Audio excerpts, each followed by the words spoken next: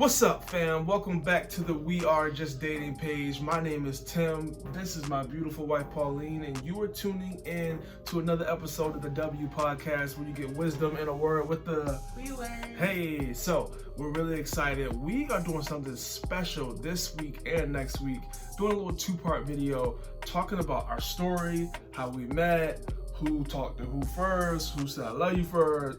But we're gonna share our story and we're gonna share some of the successes we had, but also some of the mistakes we made, and hopefully you guys will be able to learn from it. So we're really excited. Tune in this week and next week.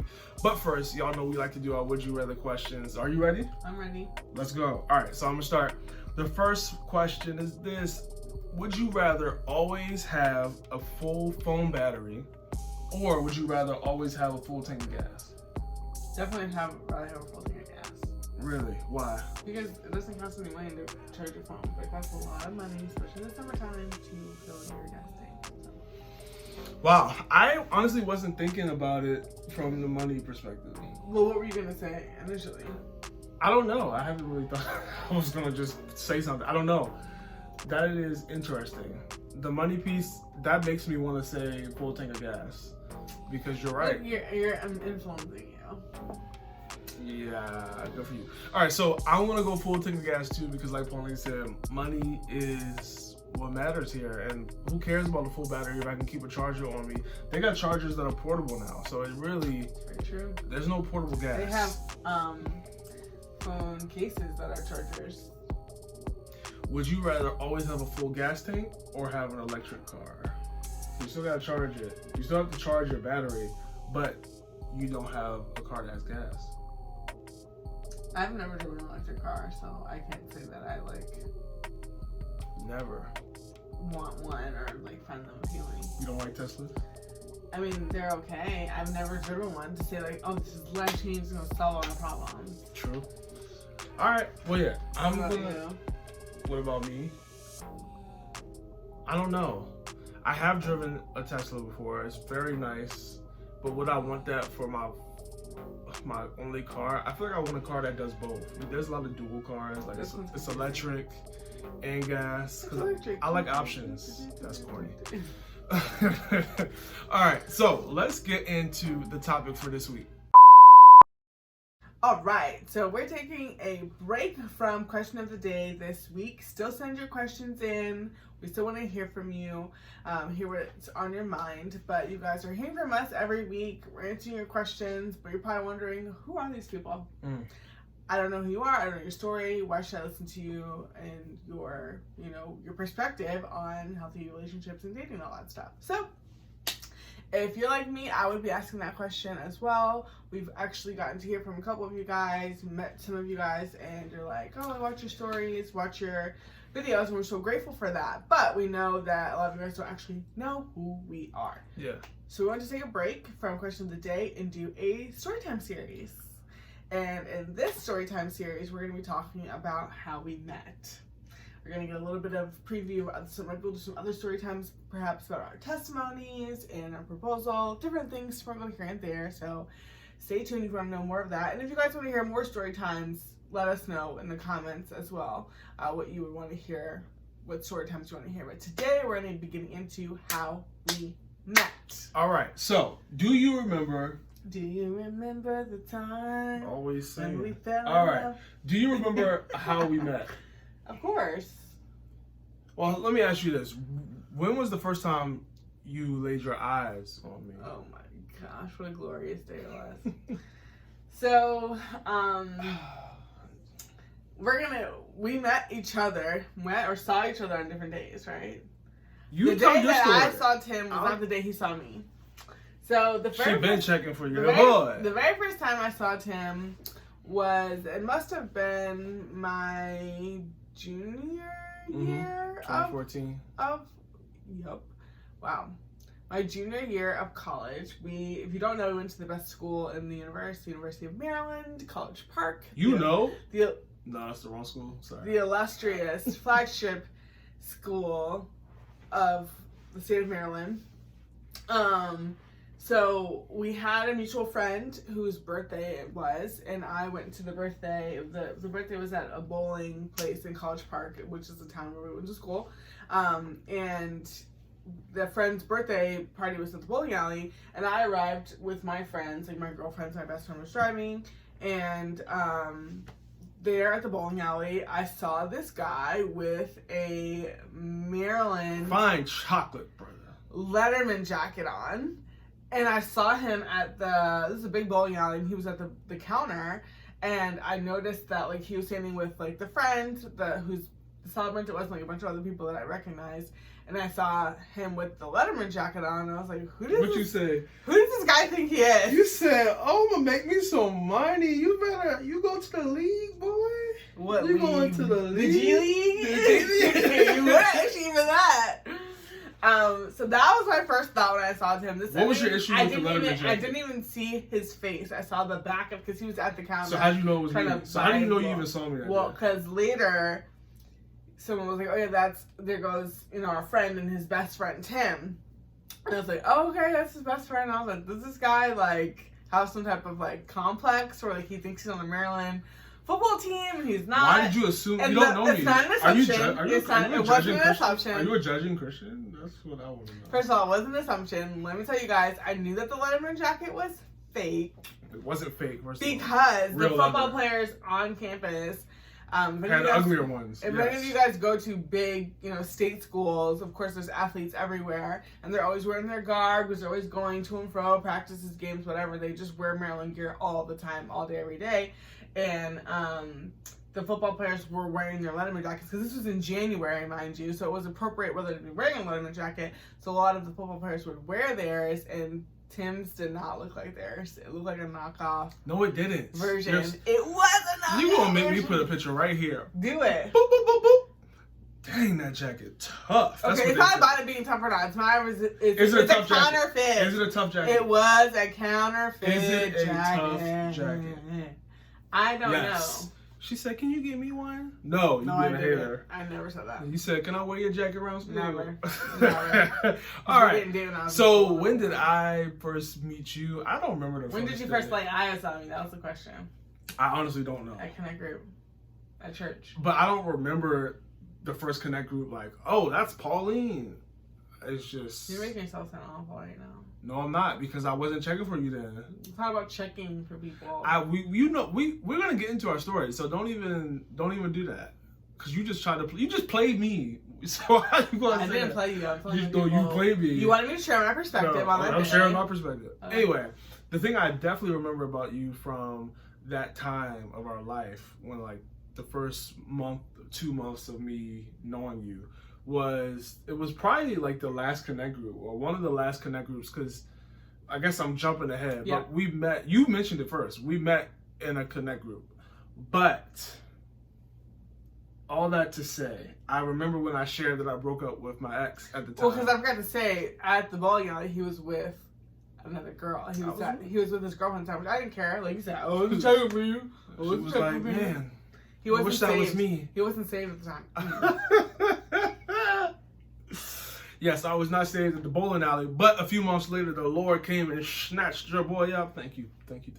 All right, so, but seriously, I remember at the Connect group, I announced that I broke up with my ex, and I just remember Pauline was sitting across, it was a big room, and she was sitting across the room from me, and she was like, like shocked.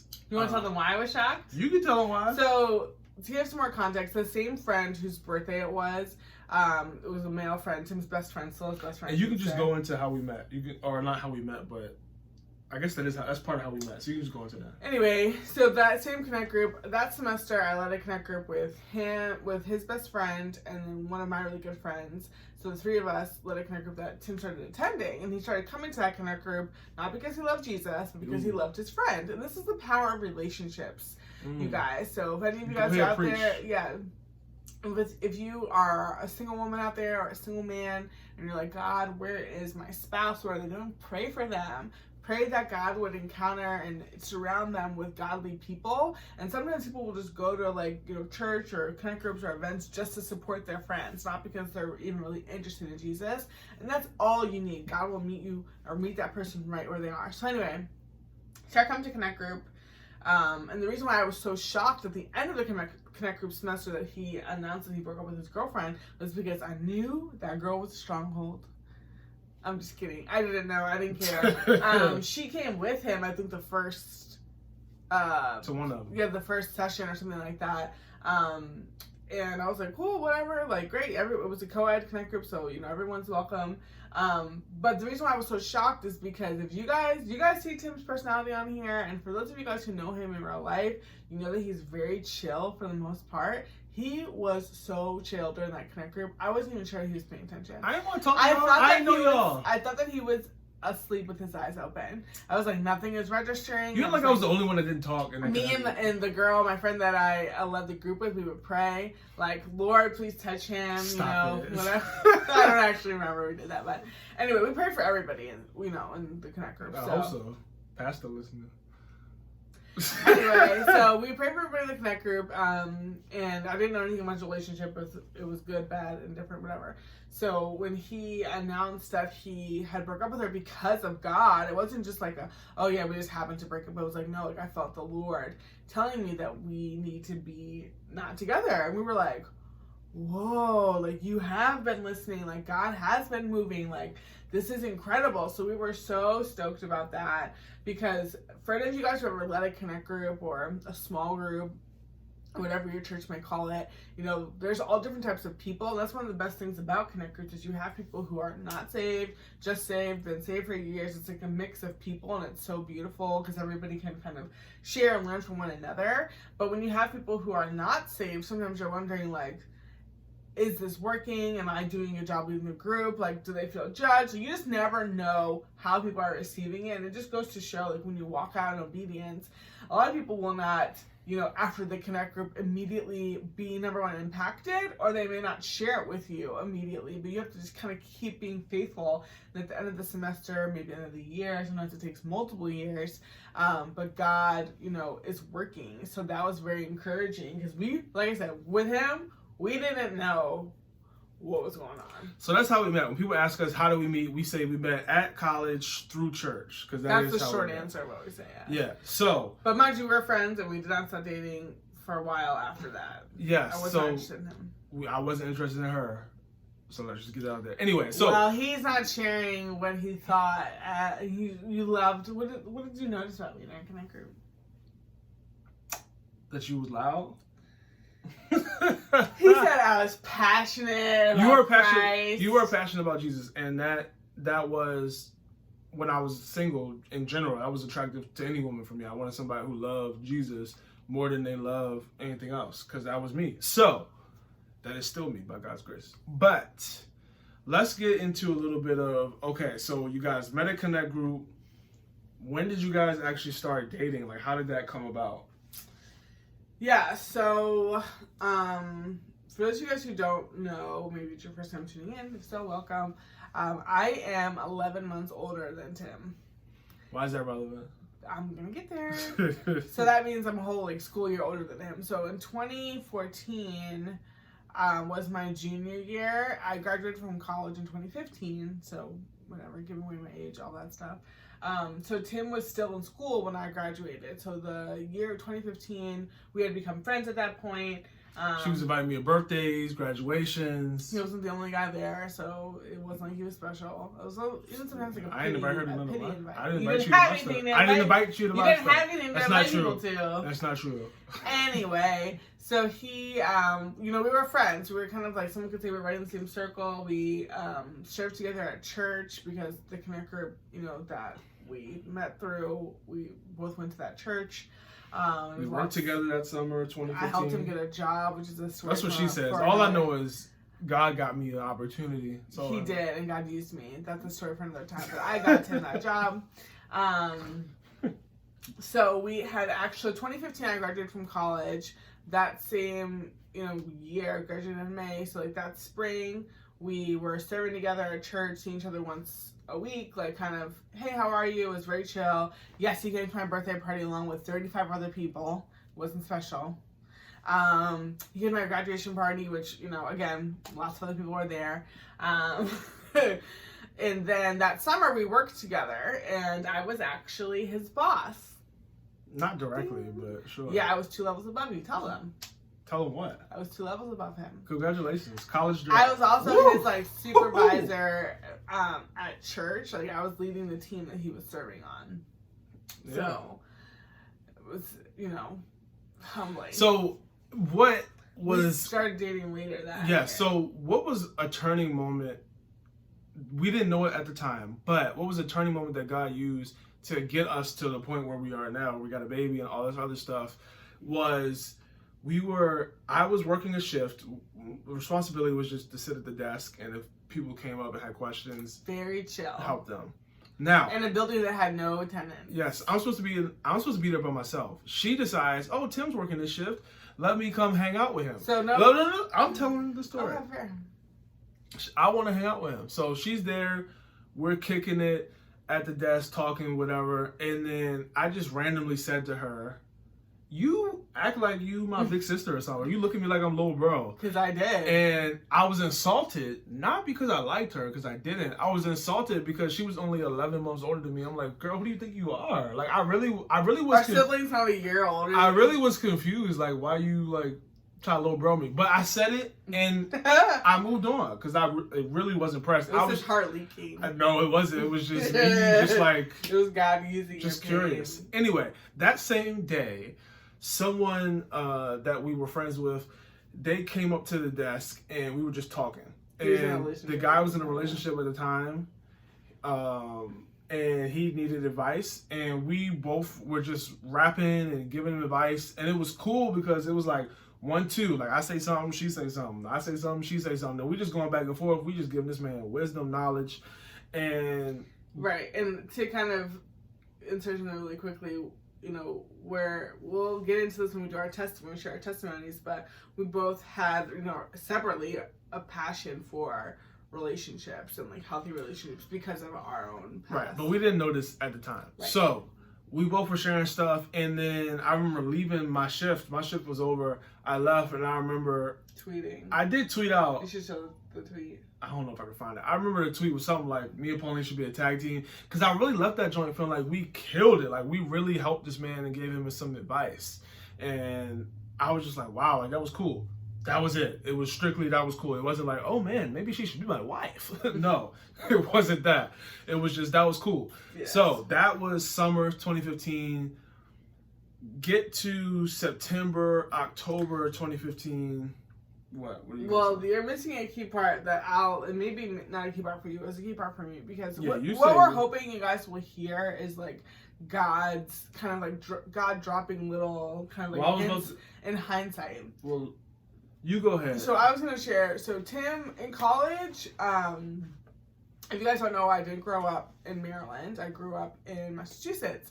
And in college, I did not have a car. But we went to a church that was very far away, and I always just bummed rides with people. And I actually built a lot of really great friendships with people doing that. Anyway, so Tim had a car. I think you got your car in 2015, right? No, 2014. Whatever. So he got a car, and he had a car at school. And we were in this internship program at our church over the summer when we were working. So we worked and lived on campus, but our church was like 40 minutes away. So for one of the internship nights, Tim actually gave me a ride back to College Park because I didn't drive. And then on the ride back, and it was kind of a weird thing because, like, you know, our church culture, you know, was big on like guys and girls not being alone in the car unless it was like a sibling. I mean, if it was 3 people, then like that's fine, like 2 girls, 1 guy, or vice versa. But just 1 guy, 1 girl was kind of like, you shouldn't really, like, you know, just boundaries. So it's kind of a weird thing. So I felt kind of uncomfortable, but I really needed a ride, and everybody else who went to our church did not live near College Park. You should have won the side of the road and just talking about. I probably wouldn't be here today. So, anyway, on the ride home, we were having conversation, and like this is probably our only time like being alone, right? Like as friends, yeah. Because we were friends, but it was like we was associates. Group friends. Let's keep it 100. We was associates. Okay. People love throwing out friend word. You associates. It's okay. That's gonna free somebody. We were right friendly, now. But anyway, we're in the same circle. But this is our first time really being alone, like in a private setting. Because that story you just told about at the desk, that was in a public setting. There are other people like around. So anyway, we're on the ride home. 40-minute drive home, and we end up, oh, how are you? And I hate small talk. So low key, when she asked me to take her home, I wasn't happy about it. I was likes being like just bumping. I was like, I don't want to talk to. I don't want to have to do small talk. But it ended up being a great conversation. Go ahead. Right. So anyway, long story short, through that conversation, I had learned that he, it was supposed to be a small conversation, but it turned into something deep. And then I learned that he was actually passionate about relationships. And I was like, oh, I don't want to have this conversation anymore, because I didn't want, I had known that marriage was, obviously serious, and like I knew that I wanted to do ministry with my husband, whoever he was going to be. And I knew that the Lord had put like relationships on my heart, and we were going to do relationship ministry and maybe some other things, I don't know, but I knew that was a part of like kind of my purpose. And I knew that my husband was going to also have a similar passion. So when he told me that, I was like, I don't want to have this conversation anymore, because I don't want to start thinking like, oh, like, are we supposed to get married, and like la la la la la la. So I was just like, oh my gosh, like, okay, like this conversation has gone too far, let's shut it down. But obviously looking back, that was the Lord showing softening me. It was little steps to help us look back and see like, okay, maybe God is in this. So the story I told about being at the desk, that was like June, July 2015. Her story is like end of August 2015. So go forward to September 2015, October 2015. I have my friend who hosted the Connect group. He was like, yo, you should look into Pauline. And I was like, no, you're crazy. Why are you telling me that? And at the same time, one of her big sister's mentors came up to her and was like, hey, you should look into Tim. And again, she was like, no, you're crazy. Why would you say that? And it's just interesting that at this literally the same time, those two people were not in cahoots, but they came up and separately to us and told us, hey, look into each other. Again, we really feel like God was leading us into that. We both sometimes can be a little stubborn, so I guess the Lord needed multiple things. So I know for me, one of the big things that helped me start beginning to talk to Pauline or show interest in her was after my friend had said that, I ended up having a dream, and I'm not Joseph. I don't be having big dreams all the time and stuff. But I ended up having a dream. I was in a car, pulled up next to my best friend. He was like, yo, who you in the car with? And I look over, I was like, it's my girlfriend. And it was Pauline. And I woke up from that dream shook. I'm like, Lord, what is this? Like, what does this mean? So I just decided to start pursuing it. And we started talking, and then things kind of went from there. But that's kind of my perspective on how we got from how you just cool to being like, okay, like, let's look into this. Anything you want to add? Yeah, and I think you should, say it wasn't just like, oh, God, I guess I'll check her out. Like, over time, you were like, oh, she's cool. Like, she's pretty. You think I should say that? I mean, yes, over time. You make it sound like the Lord dragged you and forced you. But yeah, so at the same time that was happening, as Tim mentioned, I was somebody that I look up to was telling me, like, yeah, you should look into Tim, like, and I was like, why? And she was like, that his character, how he acts at church, like, the way his attitude, when I ask him to do something, he doesn't complain, he just goes right ahead and does it. She was, how rare that is. So she was telling me, all these things, and I was like, well, I'm a woman, like, it's not like he likes me, or it's not like he's been, like, hitting me up or trying to talk to me, like, what can I do? And she was like, just pray about it. If God wants something to happen, something will happen. And I was like, okay, like, this seems kind of weird. But I did, because what do I have to lose, Mind you, she didn't say, oh, girl, you should text him. Oh, girl, you should, put yourself out there. And like, but you were struggling with it because I was younger. I was, and I told her, I was like, he's still in college, and she was like, didn't you just graduate like 3 months ago? And I was like, yeah. Don't miss your blessing, ladies, because you have this list and this narrative of what a perfect man looks like for you, you could be missing out. Well, yeah, because and we've talked about this, but one thing that I've lived out and learned personally is, a lot of reasons why a lot of women want to have a husband that's older than them is because they want somebody who's mature.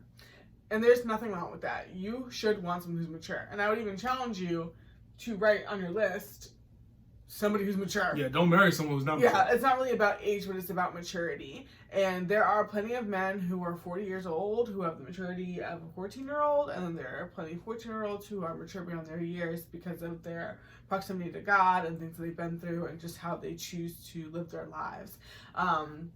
So that's really, age does not equal wisdom, does not equal maturity, doesn't equal leadership capabilities. So that's really what it was. But yeah, she humbled me really quick, and she was like, he's not that much younger than you. And because I was struggling with even just the idea of dating, period. I had decided to stay here in Maryland and not go back home. I was struggling with grad school choices. I wasn't working full time. My life was a mess.